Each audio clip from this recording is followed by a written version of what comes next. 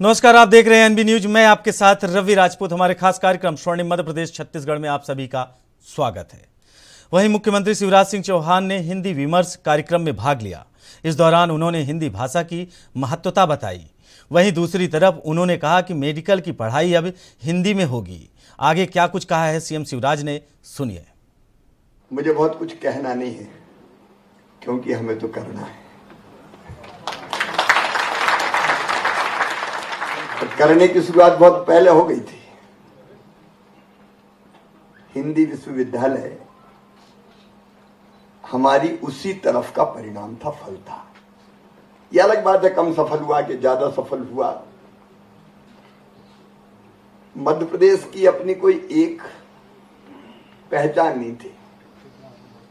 मध्य प्रदेश तो अपना ऐसा राज्य था कि भाषाई आधार पर अलग अलग राज्य बन गए। जो बच गए वो मध्य प्रदेश हो गया। मैंने महेश जी से आग्रह किया कि एक गीत बनाना है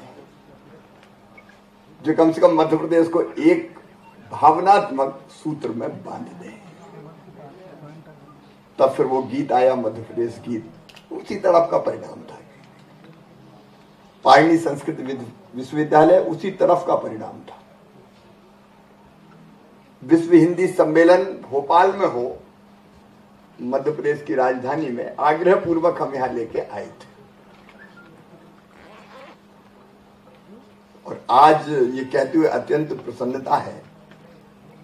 कल ही हम लोगों ने बात की, विश्वास सारंग जी, आलोक जी, मैंने कहा कि ये हिंदी हम ही कर रहे हैं। जरा हिंदी को प्रेम करने वाले, हिंदी चाहने वाले समाज के बाकी लोग, अगर उनमें चर्चा नहीं होगी तो ये हम अकेले अकेले कर लेंगे। कार्यक्रम हो जाएगा, किताब का विमोचन हो जाएगा, लोग चले जाएंगे, इससे काम नहीं बनेगा। तो हिंदी के बारे में व्यापक विमर्श कोई करना चाहिए, जिसमें आप सब पधारे। और आज सचमुच में मैं आप सबको प्रणाम करता हूं। ये पूरा भोपाल बैठा है,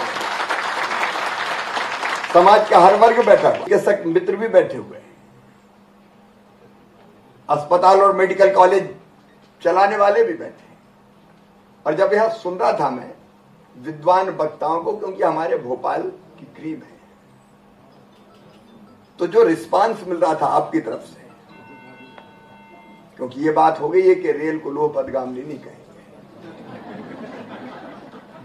हमारी पाचन की क्षमता इतनी जबरदस्त हो कि कई शब्दों को पचा जाए। अब यकृत लीवर को कहने की जरूरत नहीं, लीवर को लीवर ही लिख के लीवर हिंदी का बना दो, उसमें क्या दिक्कत है? क्योंकि हम ज्यादा अगर उसमें आए तो सवाल फिर लोकप्रियता का आ जाता, भाषा की लोकप्रियता। तो जो चलन में शब्द पचा लें। और इसलिए हमने जब विश्वास जी के साथ बैठे तो बात यही हुई कि ये हर एक चीज का ढूंढ के कहीं से शब्द लाए वो करोगे तो कई लोग समझेंगे ही नहीं। इसलिए चालू शब्द चलने तो, भाषा अपनी देवनागरी होगी, धीरे धीरे बदलते रहेंगे। क्योंकि अगर हम व्यवहारिक नहीं होंगे तो हम फेल हो जाएंगे। अब ये अलग बात है, कई बार मैं ज्यादा व्यवहारिक हो जाता हूं। तो रघु जी अभी कह रहे थे कि वो धारा कानून। अब आज के बच्चों को ये पता ही नहीं है कि टीटी नगर का मतलब क्या है।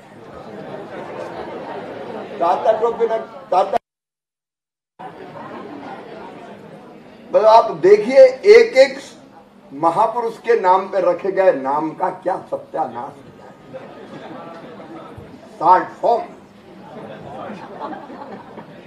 अब हमने वो अटल बिहारी वाजपेयी सुशासन संस्थान बनाया तो उसको पता नहीं अगपा फकपा।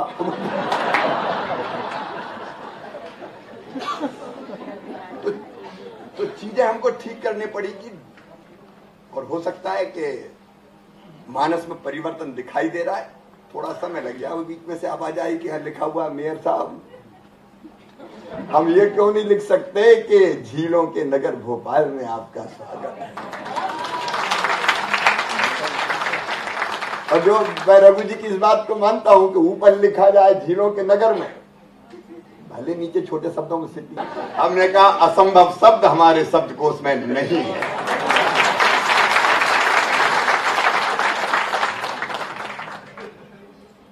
और देखिए, जब चाह होती वहां राह को निकलना पड़ता है।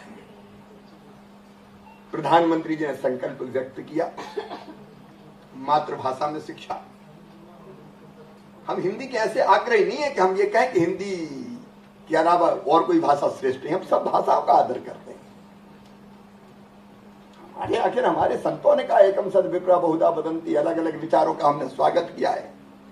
तमिल हो, तेलुगु हो, मलयालम हो, मराठी हो, सबकी अपनी विशेषता है। अंग्रेजी के हम विरोधी नहीं है।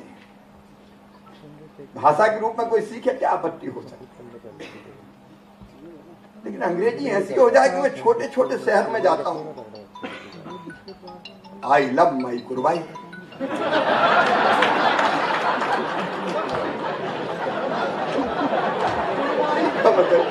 अब कुरबाई में कोई अंग्रेजी जाने चाहे नहीं जाने, आई लव। दरअसल ये मानसिकता बदलने की जरूरत है। और इसलिए जो रघु जी कह रहे थे कि बहू ने भी कहा इंग्लिश में, मैं उस बेटी को वो नहीं कर रहा, लेकिन वो क्या करे। गांव के गरीब से गरीब आदमी को लगता है कि कुछ बेच के भी पढ़वाना पड़े तो मैं इंग्लिश मीडियम में एडमिशन करवा दूं। कितनी कठिनाई में रहते हैं आपको पता है। गरीब, निम्न मध्यम वर्गीय, किसान, मजदूरी करने वाला, जरा भी सामर्थ होती है नहीं अंग्रेजी में, इंग्लिश मीडियम मिल जाए, एक अलग तरह की। और मैं उस मानसिकता के बच्चों को भी जानता हूं। मैंने मेडिकल कॉलेज छोड़ते हुए बच्चे को इसलिए देखा है कि उसको ढंग की अंग्रेजी नहीं आती थी, तो अपमानित सा होता था, तो पढ़ाई छोड़ के चला गया। क्या प्रतिभा केवल अंग्रेजी में होती है? हमारे बच्चों में प्रतिभा है, क्षमता है, योग्यता है, कोई कमी नहीं। केवल भाषा की जानकारी नहीं होने के कारण वो कुंठित हो जाए, कोई आत्महत्या कर ले, कोई ये समझे कि मेरी जिंदगी बेकार है। तो मैं मानता हूं कि ऐसी अंग्रेजी को धिक्कार है। काहे के लिए ऐसी अंग्रेजी? हमको इससे पीछा छुड़ाना है। आत्मविश्वास से भर के अब ये मेडिकल और इंजीनियरिंग देखिए। वहीं गृह मंत्री अमित शाह 16 अक्टूबर को मध्य प्रदेश के दौरे पर आ रहे हैं। इस दौरान वे कई विकास कार्यों को सौगात मध्य प्रदेश को देंगे। साथ ही मध्य प्रदेश में मेडिकल का हिंदी पाठ्यक्रम की शुरुआत अमित शाह भी करेंगे। वहीं चिकित्सा शिक्षा मंत्री विश्वास सारंग का कहना है कि 4 महीने में विभाग ने पाठ्यक्रम को अंतिम रूप दे दिया है। मुख्यमंत्री शिवराज सिंह चौहान के साथ बैठक में अंतिम रूप दिया गया। आपको बता दें कि केंद्रीय गृह मंत्री अमित शाह रविवार 16 अक्टूबर को दोपहर 12 बजे भोपाल आएंगे, जहां वे MBBS प्रथम वर्ष की हिंदी में अनुवादित पुस्तकों का विमोचन करेंगे। इसके साथ ही MP में MBBS की पढ़ाई हिंदी में शुरू हो जाएगी। आपको बता दें कि मुख्यमंत्री शिवराज सिंह चौहान ने ट्वीट पर कवर फोटो बदल ली है। इस कवर फोटो में मेडिकल की प्रथम वर्ष की तीनों किताबों को दिखाया गया है। इसके साथ ही मध्य प्रदेश के सभी विभागीय हैंडल्स समेत बीजेपी के पदाधिकारियों ने DP और कवर फोटो बदली है।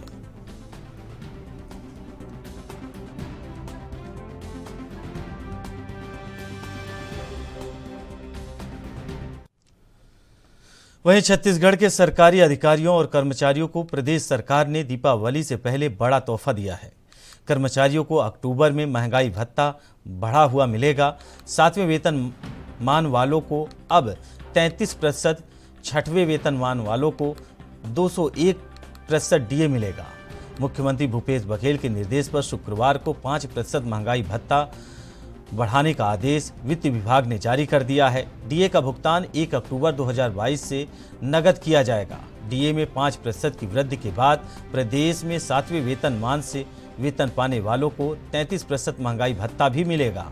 महंगाई भत्ते में वृद्धि का यह आदेश UGC, AICTE और आकस्मिक से वेतन पाने वाले कर्मचारियों के लिए भी लागू होगा। राज्य शासन ने 6वें वेतनमान से वेतन पाने वालों की महंगाई भत्ते में 12% की बढ़ोतरी की है।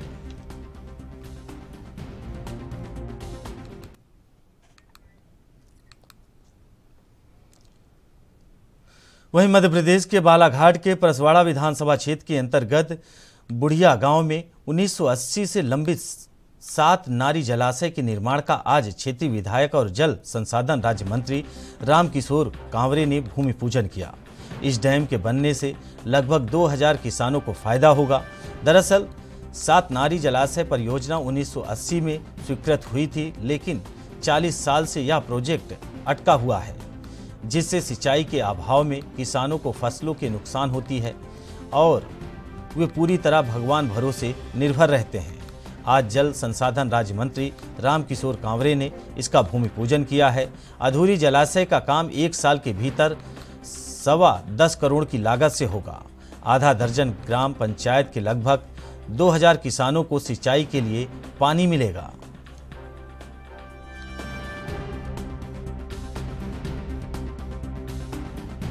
80 के दशक का मामला है। वन की कुछ समस्याएं थी।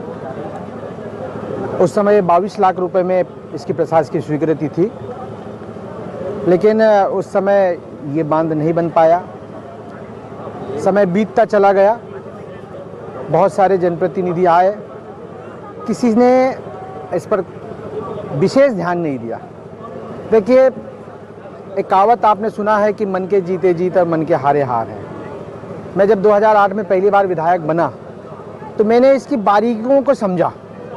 मैंने शासन से संपूर्ण कार्रवाई किया। मैंने भारत सरकार से इसकी अनुमति लाई। दुर्भाग्य से मैं 2013 में चुनाव नहीं जीत पाया, फिर ये स्थितियां धीमी हो गई। लेकिन 2018 में जैसे ही मैं विधायक बना, मैंने इसको विशेष रूप से ध्यान दिया और मैंने अपनी कार्रवाई प्रारंभ किया।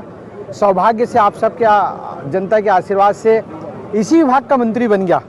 तो मैंने पहली बार जब विधानसभा मंत्रालय में शपथ लेने के बाद में पहली बार जब अपना पदभार ग्रहण किया तो मैंने सबसे पहले सात नारी जलाशय की फाइल बुलाई।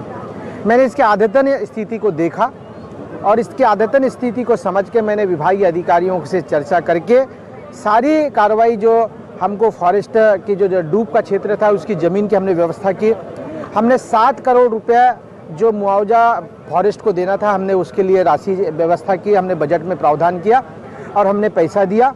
और उसके बाद में हमको 54 हेक्टेयर ज़मीन हमको फॉरेस्ट विभाग को राजस्व के मामले उससे देना पड़ा।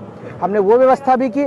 सारी कार्रवाई करने के बाद में हमने प्रशासन की स्वीकृति इसकी करवाई और प्रशासन की स्वीकृति करने के बाद एजेंसी तय हुआ, डीपीआर तैयार हुआ, एजेंसी तय हुआ और आज। वहीं मध्य प्रदेश के उज्जैन जिले की तहसील नागदा में 600 करोड़ का पावर प्लांट लगाया जाएगा, जिसमें 100 मेगावाट की बिजली पैदा होगी। यह प्लांट 1000 बीघा जमीन पर लगेगा, जिससे कई बेरोजगार युवाओं को रोजगार मिलेगा और बिजली भी उत्पन्न होगी। वहीं प्लांट उज्जैन जिले के नागदा में लगेगा। दरअसल 35 वर्ष पहले भारत का सोवियत संघ से एक एडवेंचर साइन हुआ था। इसी जमीन पर यह प्लांट लगाने की योजना की स्वीकृति मिल गई थी।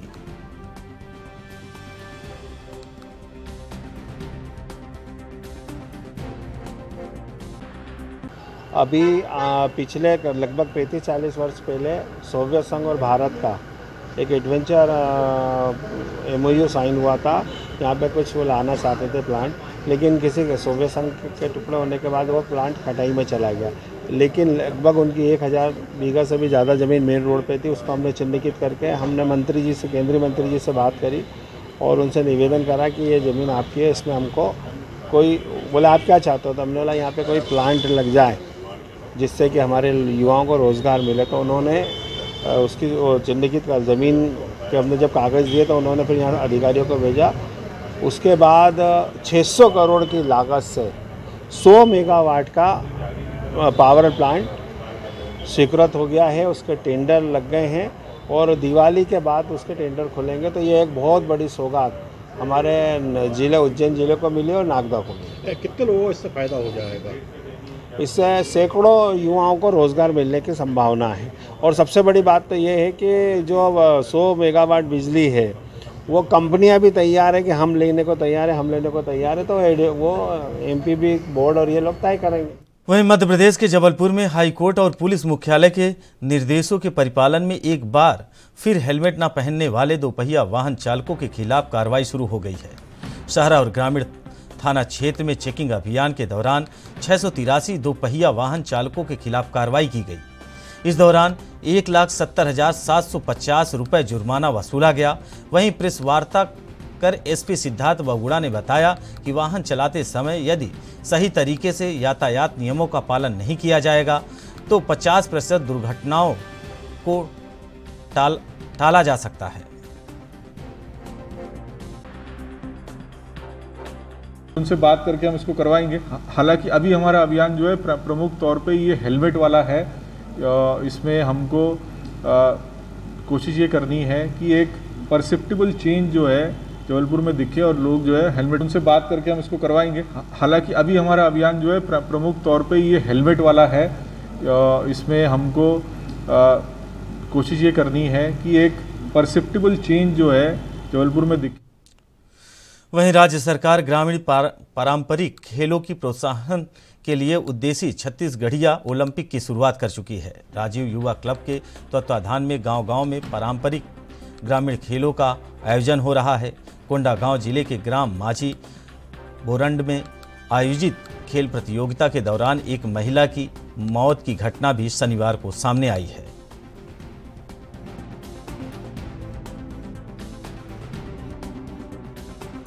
ये वो युवा मितान वाला खेल खिला रहे थे। क्या खिला रहे थे? राजीव गांधी युवा मितान वाला खेल। हाँ, उसी में वो खेलते खेलते गिर गई। कबड्डी टीम में थी। वो गिरने के बाद वो कुछ देर ठीक थी, फिर बाद में वो बेहोश होने के बाद उसको तुरंत गाड़ी में हॉस्पिटल। आदेश तो राज्य शासन से ही है सर, जो जनपद से हमको दिए थे। युवा मितान खिलाफ खेल वाला खेल खिलाना है बोल के। वहाँ पे सुविधा सर हम युवा मितान वाले खिला रहे थे। बाकी स्वास्थ्य विभाग को भी सूचना दिए थे, लेकिन वो लोग नहीं आ पाए थे। और उसके बाद तुरंत ये इसको चोट लगने के बाद तो स्वास्थ्य विभाग को मैं सूचना दिया था, वो आ गए, पहुँच गए। तो था वहीं पे उप स्वास्थ्य केंद्र में, तो वो बोला मैं थोड़ा बिजी में हूँ, थोड़ा समय तक आ जाऊँगा, तो नहीं आ पाए थे। हम लोग सूचना दिए थे उसे देने के लिए, मैं मौके दिया था फोन से। घटनास्थल पे तो मैं नहीं था। हाँ। मैं तो माकड़ी में रहा। इन लोग माकड़ी जैसे यहाँ से काल के आप शिवहर यहाँ से ले गए थे, समझ लो लेके निकाले थे। मैं नहीं पहुँचा था उस समय। जाने के बाद जो मैं मैडम को कॉल करके बता दो बोले, लोग बताया तो कि फिर बोले कि उसका ब्रांड का है बोल के जो ना जिला हॉस्पिटल में भिजवा दिए। जिला हॉस्पिटल के बाद भिजवा दिए तो वहाँ से के बाद जो वहाँ नहीं होगा बोले शायद उसके बाद रिपोर्ट कर दिए रायपुर। सर ने अब देखो क्या करना चाहता, हमारा तो चलेगी, अब क्या चाहेंगे उसका ना, अब जो भी है और उसका बनता है मुआवजा देते हैं तो ठीक है। अब क्या कबड्डी चल रहा था महिलाओं का, तो महिलाओं का कबड्डी चल रहा था, इधर से रीडर थे तो ले गए थे, तो उधर से पकड़े तो लड़कियां तो पट के शायद तो सिर के फार में जैसे गिर गई सर। एक बार फिर गिरी थी, उसके बाद सेकंड बार फिर ले गई, तो उसका फिर गिरी तो उसका बेहोश हो गई थी।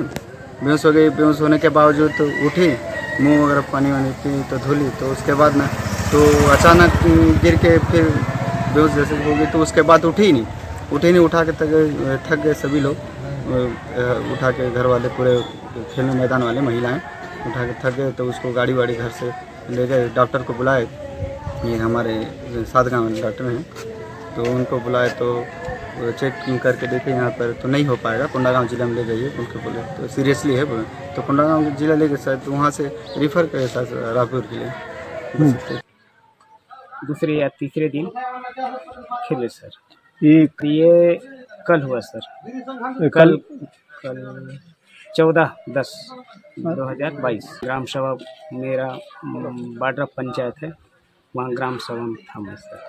मेरे को सवेरे सरपंच करीबन 5 बजे मेरे फ़ोन किया, ऐसा ऐसा घटना हुआ है बोल के, तब मेरे को मालूम हुआ सर। अरे सर इसमें 25,000 का था सर, उसमें अलग अलग 3 प्रकार का व्यय करने का प्रावधान था सर। वो उसमें स्वास्थ्य संबंधी स्वास्थ्य विभाग वालों को हम लोग नहीं बुलाए थे, यहाँ शासन के द्वारा निर्धारित भी नहीं था कि ऐसा स्वास्थ्य विभाग वालों को बुलाना और खिलाना, ऐसा करके मालूम नहीं था हमें। वहीं अन्य क्षेत्रीय बोलियों की तरह अब बघेली बोली की भी फिल्म बड़े पर्दों पर देखने के लिए मिलेगी। आज कलेक्टर, एसपी और स्थानीय विधायक ने बघेली फीचर फिल्म का ट्रेलर रिलीज किया। बघेली एक्टर अविनाश तिवारी ने बताया कि 12 नवंबर को यह बघेली फीचर फिल्म बुधिया रीवा समेत समूचे मध्य प्रदेश और छत्तीसगढ़ के सिनेमा घरों में दिखाई जाएगी। आपको बता दें कि बघेली फीचर फिल्म बघेली की पहली ऐसी फिल्म होगी जिसका प्रस्तुतिकरण नारी सशक्तिकरण के विषय पर जोरदार तरीके से किया गया है और प्रधानमंत्री नरेंद्र मोदी की बेटी बढ़ाओ बेटी बचाओ मुहिम को समर्पित है।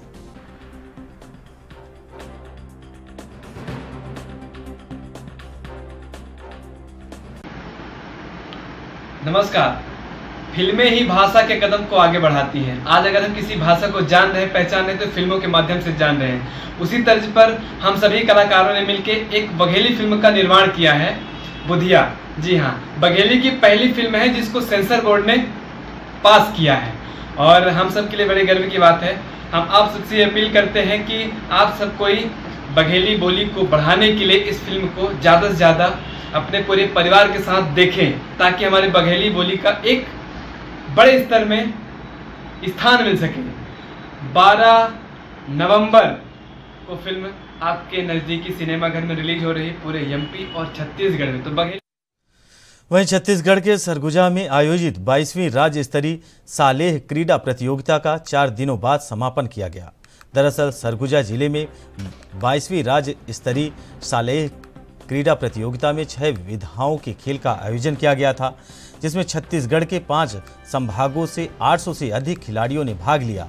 इस पूरे खेल प्रतियोगिता में पहला स्थान दुर्ग, दूसरा रायपुर और तीसरा सरगुजा ने हासिल किया। इस दौरान प्रदेश के स्वास्थ्य मंत्री टीएस सिंहदेव ने कहा कि राज्य स्तरीय खेल प्रतियोगिताओं का आयोजन हर साल किया जाना चाहिए, जिससे कि खिलाड़ियों की प्रतिभाओं को निखारा जा सके।